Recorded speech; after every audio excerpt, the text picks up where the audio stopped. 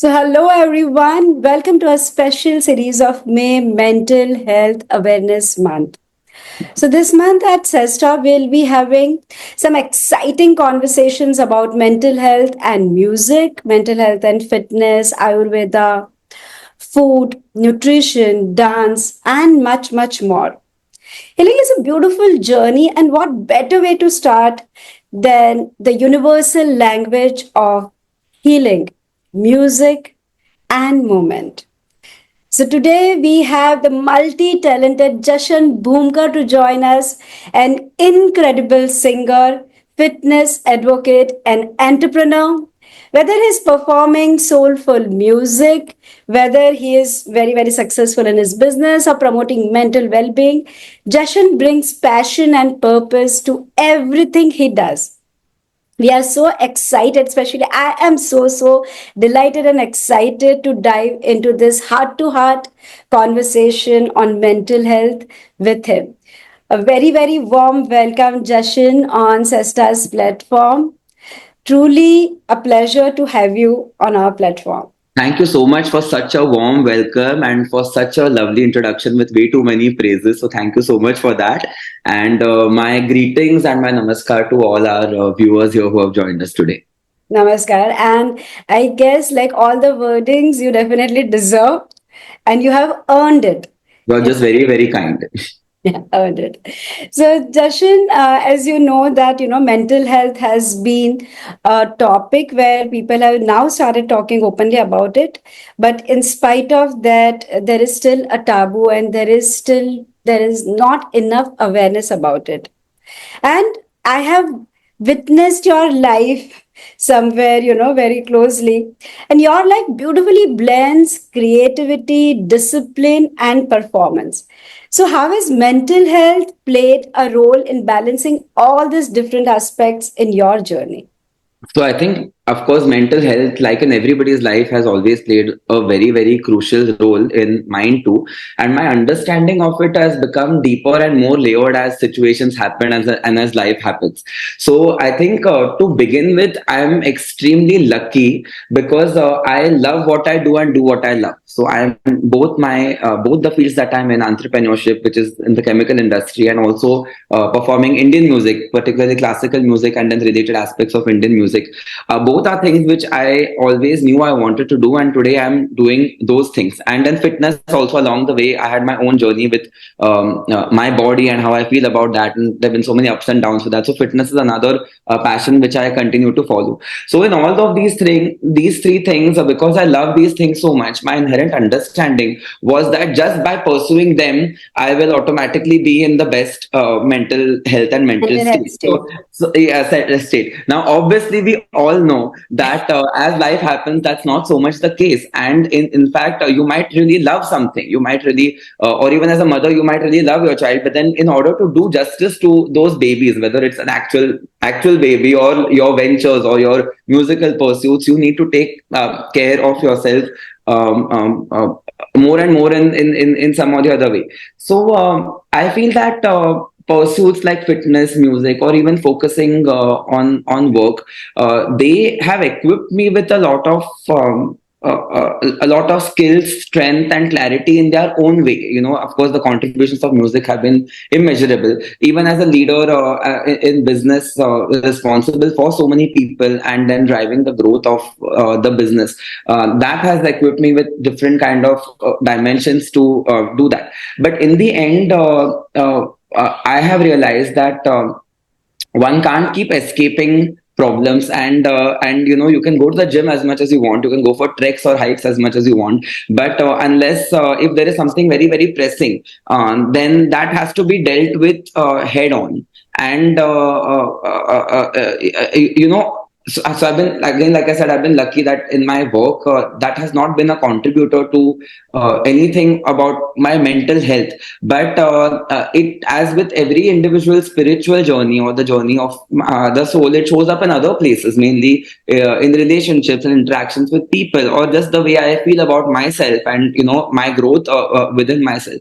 So in all of that, where there has been an elephant in the room, so as to say, that the best way I have realized is to tackle it head on, and then whatever it takes to do that, whether it's sometimes seeking external help or sometimes just pushing through, and sometimes it might happen in a eureka moment in a day, but sometimes it can consume entire months for you to get over something or work through something within yourself, and there have been many such situations. So the relationship with mental health has been layered and a two-way street, where one thing is that of course the pursuits such as fitness and music and everything, they aid you to deal with things better, but then in the end you have to face it head on, and then I guess do what is to be to be done, so that in turn you can do your things in a better way. So as we explain to our clients or students that the change begins when number one, you accept it. Yeah. So the first key role is diagnose what is not working, what are you not in resonance with, and Yeah. it's not about things being right or wrong Yeah. or good or bad. It's about I feel emotionally about it in a particular way. Absolutely. It doesn't have to be justified why I feel angry or why I feel sad and why, I just hate it, or why I feel envious. Like, this is what I feel. So, number one, I have diagnosed, I accept it. Absolutely. Then I That say, is the hardest part, I guess. The acceptance is the hardest part, right? Because you have these versions then or life, visions of you don't have yourself, an and then option, or you yeah, accept yeah, it. yeah. And the third is like, ideally, in an idealistic situation, what I would have liked to feel. And in that, like, what are the steps I require to do to reach there? Then I guess, things become easier, because as we say that it's not about you being a human and you have come here for a spiritual experience. It's a you are a spiritual being for human experience. So this human Beautifully put. So experience is beautifully. yeah, adding value to your life. What you think is a problem is actually not a problem. They are your human experiences adding value. And if you will see it as an experience, learn from it, life will be extremely beautiful. That's definitely a beautiful way to put in, definitely a take home message that you're actually a spiritual being going through a human experience, not the other way around. Absolutely. That's so profound if you come to think about Because, it. for me, my life changed when I actually witnessed my multiple lifetimes. And when I saw my lifetimes, the first thought I had was that probably just for me to learn one thing, how to speak for myself and how to stand for myself, took me lifetimes, 5,000 Absolutely. years. Yeah, yeah. And I thought, like, people call me gold medalist. I said, what sort of gold medal? I think, I just require to learn one thing. It takes 5,000 years for you to learn. Very Like, that profound. Yes. realization immediately changed. And now for everything, I asked myself, what am I learning through this? What is my learning through this? And how do I implement and how do I change? So, but I was curious to ask one more thing. As you mentioned that you're very passionate about music, you are very passionate about fitness and your work, your business. But is there anything where you feel that, if you are in the industry where you are very passionate about, mentally you are feeling very good about it, but if you are in a job, it's not something which is your passion, then probably you attract more anxiety and stress connected to that, and your level of acceptance reduces. I think like you beautifully spoke about acceptance, right? So I think that has been a very, because I think maybe I don't know where it comes from. Maybe I was brought up that way, and that's a lot there in my family where I saw everybody was constructively occupying themselves with time. Or I've been learning Indian classical music, which is very rooted in Indian culture and Indian philosophy since the age of 4. So I might look modern and had spike hair and sometimes wear ripped jeans, but at heart, I have really lived the Indian philosophy. So in our beliefs and how it's written in the Gitas is that also you will go through many different phases of life, Yeah. and you must always open your mind, intellect, and question and all of that.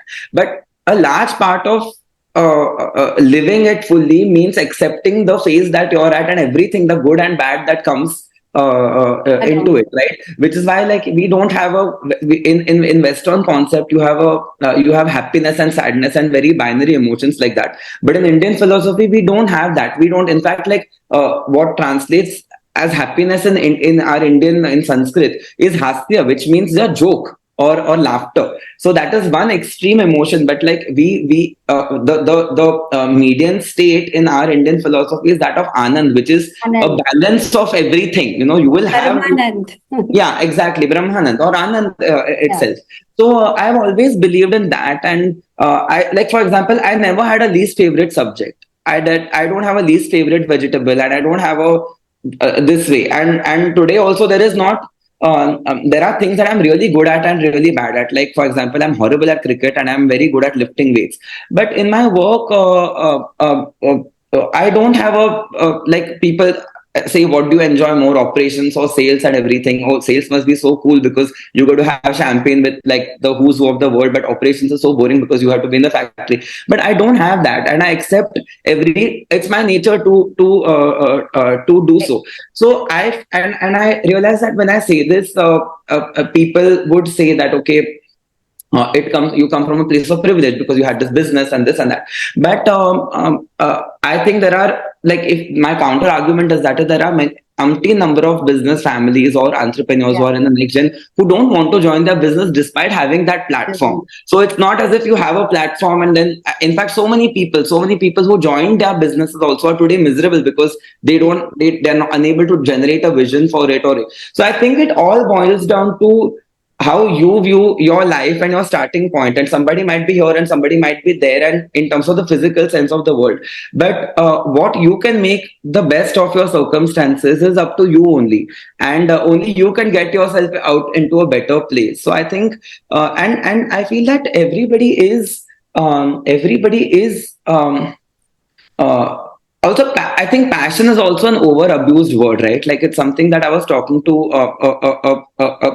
one of my family friends' kid had come to me that day and said that, Bhaiya, I also want to do music. And then another one said that, Bhaiya, I want to do cricket, but my parents are not listening to me, and they keep forcing me to study, which is what I don't want to do. So I gave this example that, okay, it is frustrating when your immediate loved ones don't understand what you think you're passionate about. But if you're truly passionate about it, then what anybody else thinks doesn't matter, and your affair with that particular subject continues 24/7 irrespective. So, for example, are you waking up at 5 o'clock or 6 o'clock before your household wakes up? Have you done your cricket practice? Have you done 2 hours of riyaz? And then Yeah. because you don't want to displease anyone, so you've then gone about with your day and everything. Then you've done your homework and all of those things, and then before sleeping, because you can't sleep without singing, you've still done your riyaz. So when your parents see that, they love you, your family loves you, your friend, they all love you. So when they see that level of dedication, then they themselves will take you to the best teacher and make sure you balance the two. Or if you yourself join a cricket coaching class and wake up every day, if waking up at 10 a.m. on weekends and then going just to play with your friends in the gully or stadium is your idea of being passionate about cricket, then I'm sorry, that's not at all true. So I think it's up to us also, and how we really are honest with ourselves and what lengths we are willing to Good go speed. for. What is it? And like you again Yeah. beautifully said that it took you 5,000 years to stand up for yourself. So I think that's something which we need to sooner than later learn and start doing, at least in small ways. Mm. Absolutely. So we normally say that, we take each lifetime to master certain virtues. And what I can absolutely like feel from your answer is definitely you have mastered the virtue of acceptance of change. Because very few people are passionate about everything. Because when you are have accepted, you are passionate about what you are doing. So, as you rightly said, I mean, it's not about I can perform and I can play cricket only when I have to leave my school. Like, I started studying again at the age of Yes, 14, yeah, I know that. in I was spite of part having of that children. journey. We were all grown up, which is Yeah, when you started yeah. Cesta in a big way. I Like, had a new house, three young children, three different curriculums. And but so I always tell them it's okay for you to take a gap year because if you really enjoy studying, age is not a barrier. You will, in any case, do it. So then everything you are doing, you are very passionate about it, right? So, yeah, and I also feel that, like, a lot of people would cite financial circumstances or something as a restriction to that. it's But in the then mind. it's in the mind, right? Like, The and mind. it's like being responsible for somebody or people around you, and then finally growing up.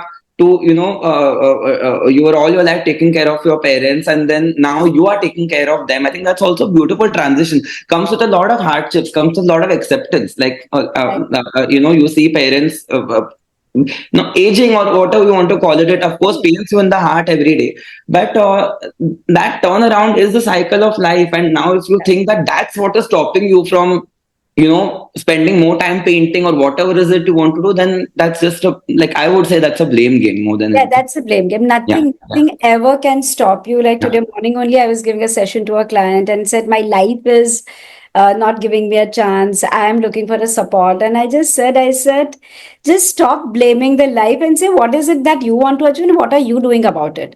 So Yeah. I don't want to listen to any more complaints, no crying, complaining, and cribbing. Just, say, this is the step I have taken. Consistently do the same step and then tell me Absolutely. whether you get the results or not. But like without consistency, without you doing any action steps, nothing is going to Absolutely. change in And life. it can, I also do believe in timing. So it is not that everything has to be done now, now, now. But if you're honest with yourself, then you can Yeah. say that, okay, maybe now is not the time. Maybe till my kid turns 1 year old or 3 years old, Prioritize. whatever the time, Yeah, yeah. whatever. But just And always blaming it on life is not the, no, never. yeah, Blame also ends with me. Shame yeah, also ends with yeah. me. Ends with me. So, Darshan, I have a question to you as a performer and entrepreneur. How do you manage inner pressure or self doubt, especially when the world's only see the polished side of you? I think the world seeing a polished side of you is actually a huge compliment when people can think that, oh wow, you can sing so easily or so beautifully, or wow, your public speaking to your team is so amazing. So I think that's a really a compliment, and that's something which I learned from my guru. She said that the most difficult thing, we call it in Marathi sahaspana. Sahaspana is basically it flows like water, just like it flows like water. So that is the most difficult thing and takes so much pursuit, and all the effort is for that. So when then people say that, oh my god, you're blessed with a beautiful voice, as if, like there is no riyaz, there is nothing, that just you were born that way and you Yeah, can just sing magically. So magically. I've now stopped taking it in a bad light, and I just laugh it off and really take it as a compliment. That said, I think like, I am very vulnerable as a person, as in, and I wear that on my sleeve. So if you look at, I was just thinking about it the other day, that I've been pursuing classical music all my life, and it is a lifelong journey, and that's my strength. The way I emote is through classical and Indian forms of music, and yet there were so many technical weaknesses which I had. Like, for example, being a native Marathi speaker, I used to struggle a lot with my Urdu, like advanced Hindi or Urdu type pronunciations. And having such a strong classical base, people say that, okay, you should learn classical because then you can sing everything. That's true to a certain extent. But the deeper you go into classical, the more difficult you find to express yourself in other things, because you're used to seeing the independent sur. And when there are so many tech features and rhythm and words added towards it, it kind of, you're not used to seeing Yeah. it that way. So singing fast-paced things was again a challenge for me. So if you look at all my the few albums that I've released, and they did get their fair share of love and everything along the way, they've not been on my strengths. They've all been on my weaknesses. My first album was a ghazal album. When I was struggling to learn Urdu, so I made a project out of it and said that, okay, I'm going to give myself 3 to 4 months. And what I would do is that I would record every word, twist my tongue. I can show you at some point my phone, which has so many voice notes that I've sent to myself of each word, that tehzeeb, takalluf, whatever. It was not natural to me at all. And then I did the same experiment last year with a Punjabi song, because everyone was like, "Oh, Maharashtrians can't sing in Punjabi. You guys just sound really funny." And that song surprisingly did the best in Punjab. It got the most number of views in Jalandhar and Chandigarh and Oh, everything. wow. And because of my name Jashan, a lot of people thought I was a native Punjabi singer. So that was a really big compliment. And even, for example, in my mother tongue Marathi, my first playback project was actually not a soulful classical based song, which actually they do quite a lot of that in Marathi, but it was a jazz based track, which was entirely not my forte. So I was thinking that, okay, if I think the world has not yet, I mean, they've not really seen a polished version, because all of these were very challenging for me. And I worked hard to get them to a certain standard. But it's not at all been a conscious choice to only show the, like, I will cry in front of my team, my employees, and if that's the need of the or I'll laugh with them, alongside with them. And tomorrow, if another I find another weakness that I need to work on and make a song out of it, I will do that also. I have no problems doing that. So, have there been any moments when your music became therapy for your own self? And can you share a time when it helped you to process something emotionally you were going through? So I think music for a musician is very different kind of therapy than for a listener, right? For a listener, you can one can say that, oh, I listen to music in my car and in bed, and I feel very very relaxed. So that is one kind of therapy where once in a month you go for a massage to a spa. But this therapy is something like going to the gym every day for a musician, or how I mean, you have so many clients who keep coming to you and work through things. So it's not as if talking to you is just motivating them. You show them very painful parts of themselves, right? The kind of things that you do, they have to they would cry and they get to the depths of their soul, but that somehow helps them. So music is that kind of therapy. It's like real work, and it is basically like a full-time mirror that you have to see. It shows you, and then you can't unsee it. If you're a musician, you can run away, you can escape it with your modern life and your partying and this and that, but in the end, your heart beats to that music, so it will constantly be a mirror to you, which is what it has been to me. So in that way, it is very very therapeutic, as I guess would anybody pursuing anything, whether it is cooking or business or art or your practice. For you, any pursuit which is connecting us deeper within ourselves, which is part of our inward journey, would be that Yeah. way. And then, of course, that way I'm very lucky, because music is, like you said, a universal language. We all love through that language, and usme bhi, in within that, in classical music, it is very divine. The notes themselves have Yeah. such a spiritual character that. That you have to make yourself capable to reach there, and the closer you get to that, or I mean, it's probably very far away even now, but at least we are walking on that path every day. And the closer you get to that, the more therapeutic it is in so many ways. It makes you very open to the world, very sensitive to the world, and I think that that I feel is a great strength that music has given me. So I would understand it as music is a language which connects to your soul, as you rightly said, that it's showing you a mirror reflection of who you truly are. And as in when we are connected to our soul's element, soul's energy, the soul's element is only joy, which is what we say Anand. Absolutely, So, absolutely. whether I realize it or I don't realize it, when even I'm playing, a part of my soul is getting healed because I am bringing rhythm back in my life. I am connecting to the flow of the universe. Is I mean, it cannot. I don't have the seven bodies are not separate. My if I'm Absolutely. establishing some flow outside, external is definitely healing my internal, and Absolutely. internal is healed. That will portray my outside as well. And it is more at a subconscious level, because the kind of things, when you're singing or expressing or emoting in your own practice or on stage, sometimes you feel things that you can't articulate in words, you can't place a finger on, and you consciously have never felt them before. Yeah. But somewhere it clicks, like you said, like somewhere deep down it clicks, and that really changes a lot of, it's very transformative in many ways. Yeah. And probably that's why, as you said, that, if Urdu was your weakness or Punjabi was your weakness, probably you sang from your heart and soul. And Yeah, that's what people in Punjab also connected to. hopefully, That's yeah. why it became a very big Yeah. success. At least people saw the sincerity of effort. I think if nothing else, that is what comes No, through. I believe that, I mean, challenges is a part of our life. But the success can be defined as the day I can narrate my weakness with a lot of pride. Yeah, So yeah, I used to be this, and this yeah, is who I yeah, am. yeah, So, yeah. if I don't have, like, if I say that, boss, I had migraine for 20 years and, I used to be like a vegetable. I am from a vernacular medium school. And if today I am teaching internationally, This way, yes. so I'm not crying over it. Like, I am proud of whatever was there. I think that itself is if you can speak about your weakness, and that's what Absolutely. beautifully you did in both of them. So, can you tell me, like, in your opinion, what is the connection between emotional expression and mental wellness? Like, do you feel we need more spaces for men to openly share their emotional world? Because majority time, I mean, as a kid, they tell the boys, ladki hai kya, kyun ro raha hai? Like, girls cry. I don't know Absolutely. Yeah. why, Yeah. but it is such a common thing that men cannot cry, and it's like, I mean, women cry.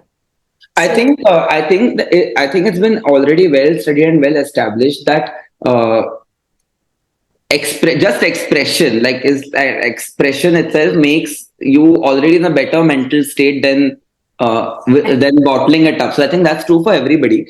And I think, like you correctly said, that for good reason there has been a movement now to become more and more well aware of men's mental health problems and the lack of expression. But before getting to that, I'd like to say that I think the societal expectations, or the our projection of societal expectations, weigh equally on both genders. It is not as if just because women can cry they have it easier or anything. yeah, Maybe they are it more acceptable for women to be more reactive. But even after they cry, not much is going to be done about the problems. For example, if a girl is crying and overwhelmed and saying that I have a 1 year old baby but I don't know how to balance the job, she'll probably hear that ऐसे ही होता है बेटा, it's fine, focus on your children from now, this time never comes back, without a full acknowledgement of all the sacrifices she is going to have to make in her career, probably which she slogged for 10 years to build, that way. I think now, coming back to the men part, of course, now people are becoming more and more aware that that men have emotions, and the whole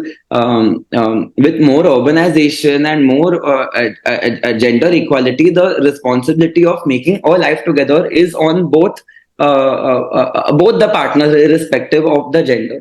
I think as a man, and I've been very lucky again because I have few very very close male friendships where we've taken the responsibility to break this myth and stereotype and really be there for each other and also push each other to open up. And I can demonstrate that better through examples. For example, like we have sometimes boys nights where we all go out, and then in that, one of my very very dear friends was having some marital trouble, and he was like, "Arey biwi aise hi hoti hai," he was telling me that, "Oh bro, you're not married, you're very lucky," and this and that, and everybody laughed about it. Okay, then later on, because we are so close, I reached out to him the next day and I said, "Okay, all that banter was okay, but this kind of cynicism is not okay, and maybe you need to." And I knew what was going on between them. I said that, okay, maybe you find your wife's expectations too much or restrictive, but the girl literally left her whole house and her whole world to come into yours, and if she has these two expectations, then you need to see where she's coming from, rather than just always victimizing yourself and feeling that is restricted. Now, if I also had said that, "Oh bro, yeah, all good, sab theek ho jayega," then we would not have helped each other in any way. The other hand, it also works both ways. So, for example, we already have 12, 13 divisions at Saujanya, and some of them I started when I joined the business. It's been 10 years now. So, of course, my grandfather started the company, my mom took it to another level, and then I've been in business since 10 years. But recently, I got very, very passionate about pharmaceuticals and changing lives, and through chemicals and pharma. And I started this division of Saujanya Life Sciences. And then about a few months ago, I was very down and out about it, saying that it's not happening, and maybe my calculations were wrong, and this is not working out, that's not working out, this is not working out. So a very dear friend again was like, I have done my own share of startups, and I was logging 24/7 for my one idea, which was about one product in one market.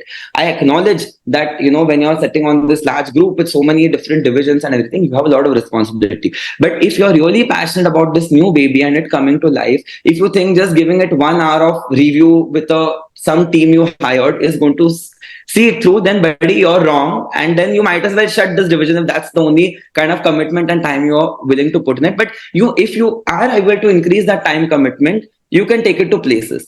And I needed somebody to honestly sit down and tell me that from a good place. And I think these are very good male friendships that we've cultivated, where we can be vulnerable with each other, open and non-judgmental also, and really trust each other that way. So I think the responsibility in every for every man is to not be scared to first express, and sometimes you have to take the first step, right? Because if you only say that sab theek hai, all good bro, all good bro, then you're limiting yourself. Maybe one time you open up that, actually I'm not so okay today, and this is what I'm going through, and I'm sure the opposite people who genuinely care for you in a safe space would reciprocate, and actually they might be going through something of their own too, and might be able to help out better. So the responsibility is again on us only to break that Yeah, stereotype and stigma. whether it is a man or a woman, everybody has like emotions and everybody needs to express. 100%. Luckily for you, you got friends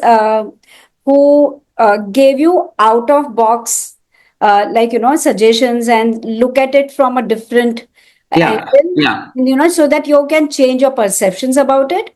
But many times, unknowingly, like people support something which is not well said, as you just said, अरे बीवियाँ ऐसी ही होती है, and people even on WhatsApp, like a joke, they just go on forwarding Absolutely. and then they make a fun of it and laugh. But this is what you are actually programming everyone. Absolutely. Absolutely. So, I mean, for every viewer, that, I mean, you take your own moral responsibility about it. Because, I mean, before saying yes and before saying that, your friends are not, you are not friend just to tell them yes, Yeah. everything, but just to be honest about it and being able to portray it from a very different perspective. And if not, then seek for help. And I think those things have to be consciously as well as subconsciously cultivated, right? Like if you're truly, I mean, if you can't call a friend out for something that doesn't fit with your value system, or firstly you became friends with them and you shared so much of your time and space with them because you feel you have somewhere shared value system. You might have different preferences. One might like Yeah, yeah. something else, dislike something else, or one might be extremely spendthrift like me. One might be extremely conjuice. Chalo, those are very very different. But deep down, you know what is right and wrong, and at least a large chunk of that should Your wavelength matches, otherwise, even matches. So I have had friends tell me about some key things that, okay, your behavior in this, I don't identify with you as a friend if this is the way you see this way. And I think that level of honesty is needed between two people, and this has to be cultivated over the years. And we are still young, but our friendships have still lasted 15 years, 5 100. years, 10 years, relative to our lifespan. That is still a very very long Yeah. time. Yeah, yeah. So, by the way, viewers, friendship and having good friends will really help you with your mental health for sure.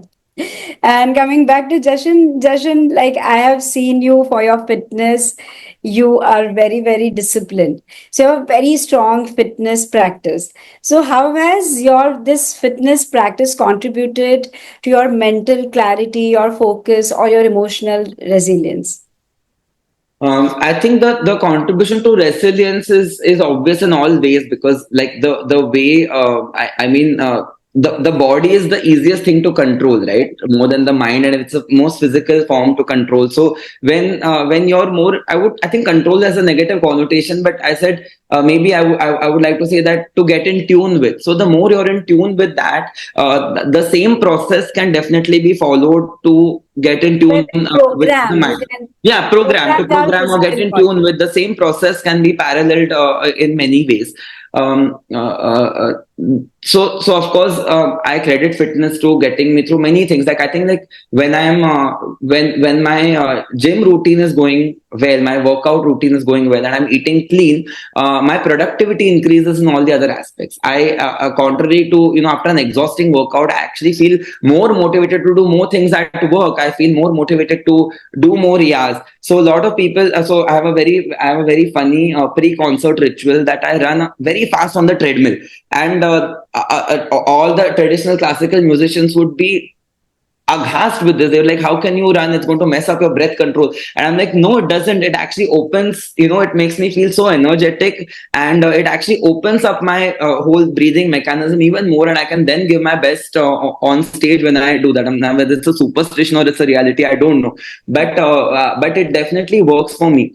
The other thing, again, like I said, ties up with what I said earlier, that there are now, as life happens, there are some days where even despite knowing that you're going to feel great, you can't always rationalize with yourself, and that's the problem. And often we know everything. We know you're supposed to eat a salad rather than a pizza. You know that extra ice cream is bad for you. You know that, chalo, if you work out today you will still feel better, but sometimes nahi hota. You don't want to do it this way. So I have luckily struck this balance that okay, I can be human with myself and kind to myself on some days. But if I see that flipping over and to an extended period of time, and I have done that, people won't believe, but my cheat day, like very recently post pandemic, my cheat day, and you can see my pictures, and I'm more looking back to my original shape. But even for me, I was completely out of shape even 2 years ago, and then it's again was a journey to get myself back up and remember the things I love and the process and everything. So my cheat day turned into cheat week and month and year, and then suddenly it was too late, and I had to then have a wake up call about that.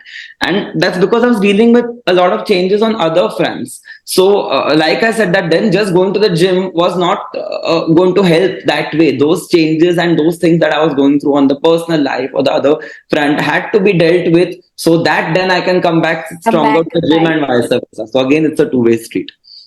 No, no, absolutely. But definitely, like exercises does produce those happiness hormones. So then, like once you exercise, you are feeling Yeah, better yeah, yeah. emotionally. But at the same time, there are times emotionally you have to be at a good space to go and exercise. Yeah, exactly. To show up. I think once you show up, then, like, for example, I have never had a bad workout. I've either had a great workout or no workout. So if I show up, then it's going to be really whatever was my best that day. Maybe yesterday I lifted 50 kilos and today I can only lift 30 because I've slept less or I've not eaten much or whatever the situation. But whatever's the good 100% of today, that will definitely come if I show up. But if I don't show up only, then Yeah, yeah. I I'm think losing out moreover, on it. just knowing that, whether it is your emotions who is more active or whether it is your physical body, whichever, but you definitely need to work on both of them hand in hand. Absolutely. We, in fact, created one entire module saying happiness is a habit. The happiness is a choice, it's a habit because you have How to, beautiful is that? it Yes. doesn't have to be dependent on if I do that, then I'll be happy. If I No, do no. this, then Yeah, I'll be happy. Otherwise, it's going to get over. absolutely. So you train yourself by developing more virtues and working on your own self of letting go of what's blocking you there. Absolutely. So Jashan, one last thing, if But there is. I think I would also like to compliment you on this beautiful thought, because I see so many people trying to emulate you and doing the same thing as you. But the way they project it is saying that okay, if you come to us, we'll help you get that happiness. Versus what you say is that you're already a happy person. We are going to make you reach that Yeah, place. So that is, I it's think, like, really really I think, profound yeah, difference. yeah. First, you are a soul. We speak about conscious mind, subconscious, and soul. So we say subconscious is 6,000 times stronger than your conscious mind. Mind is a very, very powerful energy. So using the mind energy, you can work with your physical Yeah, self and heal your physical ailments. yeah, But the soul's energy house, it's a powerhouse. So if your soul is aligned with it, nothing can break. And soul's element is light and joy. It's not about me saying that. It's not about me saying that, oh, I'm intuitive. Like everybody is intuitive. I will just help you to let go of your limitations and beliefs beautiful. that is blocking. And like it's cultivating that, because when I start letting go of what was blocking me, Mm-hmm. automatically I feel happier because my perceptions have completely changed. 100%. Right. Yeah. So, towards the end, the last question to you, Jashan. If there is one small daily ritual or habit that keeps your mind very, very grounded, what would you share with our viewers today? I think for me personally, because I'm a musician, it is my morning riyaz. I unfailingly start my day with that, and it's basically a voice exercise routine. Physically, it's a voice exercise. It's much more than that. It's a voice exercise routine which my guru gave me, and it's probably been 10 or 15 years since I do it every day. But and it's very handy because you can. It's just 15 minutes, so you can do it on in travel and pre-concert and all the time. Like it's basically part of my life. And the incredible part is that doing the same thing for I think it's been the only constant in my life through all the changes like we spoke about. So this is one thing which has not changed, and yet every day when I do it, I see it in a very different light, and see it in a different depth, and that makes me realize so many incredible things at once, which I'm not able to really articulate in words. But it teaches you so much about life just by showing up in the same place at the same time every single day. It's definitely a grounding experience that is there, and I feel that this is not unique to a musician, but everybody can create something equivalent of that in their life, or whatever it is that they are pursuing and practicing Yeah. to do this. Like for example, I have some entrepreneur friends who are very passionate about the stock market. So they unfailingly at 9 a.m. and even if they're anywhere in the world at 9 a.m. India time, they will check the stock how it is opened, and that is for them therapeutic, because that's something that's really, one might criticize them that how can your pursuit be money and this and that, whatever, but that's something that really feeds them intellectually, and they really feel many things about it, and that's something which they consistently and in a disciplined way do. So that for them might be a grounding experience. Of course it is not as melodious and beautiful as music, and maybe not as deep as the arts, but definitely it's a micro ritual which they have created, and which puts them on a performing plane, I guess, every day. Yeah, so probably what I am understanding, or if I have to get anything or learn anything from it, is have any practice which you are perpetually doing every single day. So that will give you very good grounding. But at the same time, if you want to be really happy and get in flow, like Jashan is doing every day morning riyaz, and if you think you are a bathroom singer, that is also quite okay. Great, Just great. go. Listen to the music, just start the radio, just start, any music, listen to that, take your shower, and that time you sing. But music will bring that flow back into you and something which you really enjoy doing. But make sure that you start your day on a very, very happy note, and that will really, really help you. Grounding that will help you, your mental health to be fine. And as like Jashan multiple times says that, in life, ups and downs comes and life is happening. So all the friends, for you to just, remind you that life is happening for us and not to us. So just start your day with gratitude, love, singing, joy, jump, do whatever dance what you like, and just be happy in life. So thank you so much, Jashan, to have you here. And Thank you. Such a pleasure. So such a candid and engaging chat, and thank you for reaching such depth lovely in the to hear conversation. you because I have seen you grow. I have seen your passion. I have seen your hard work, your consistency, and I have seen the phases where you have changed. So I really, really am very, very grateful that you agreed and you are here, and we really enjoy this conversation. My pleasure entirely. Again, thank you so much, and thank you everyone for joining in and listening today. Thank you, and I hope this really helps people with their mental health as well. Thank you. Yes.